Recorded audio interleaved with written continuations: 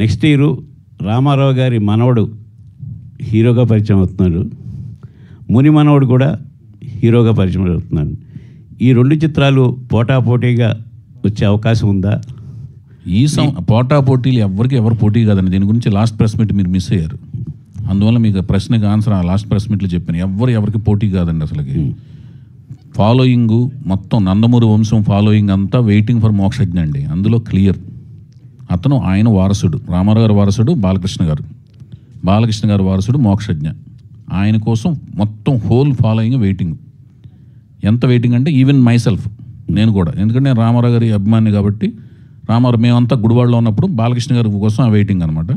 ఇప్పుడు బాలకృష్ణ గారితో రామారావు గారిని ఫాలో అయిన వాళ్ళంతా మొత్తం ఫాలోయింగ్ అంతా కూడా తన కోసం వెయిటింగ్, మోక్షజ్ఞ కోసం వెయిటింగ్. సో అది బిగ్గెస్ట్ ప్రాజెక్ట్ అది. ఓకేనండి.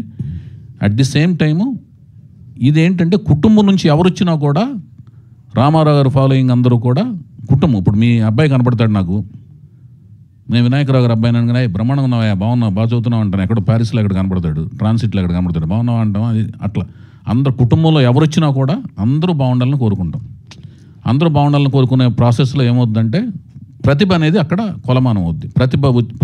కుటుంబం నుంచి వచ్చాడు, ప్రతిభ ఉంది, దాన్ని బట్టి స్థాయి, ఆదరణ బట్టి చైరు అన్నీ ఫిక్స్ అవుతాయి. సో ఇక్కడ పోటీ ఉండదు. పోటీ ఎందుకు పెట్టుకోరంటే పోటీ అనేది ఎవరికి ఉండదు, ప్రతిభ అనేది కొలమానం అవుద్ది, పోటీ ఉండదు అక్కడ. ఒకటి ఈ సంవత్సరం అనేది ఒక ప్రత్యేకత ఉంది. 50 ఏళ్ల బాలకృష్ణ గారి కెరీర్ సంవత్సరం.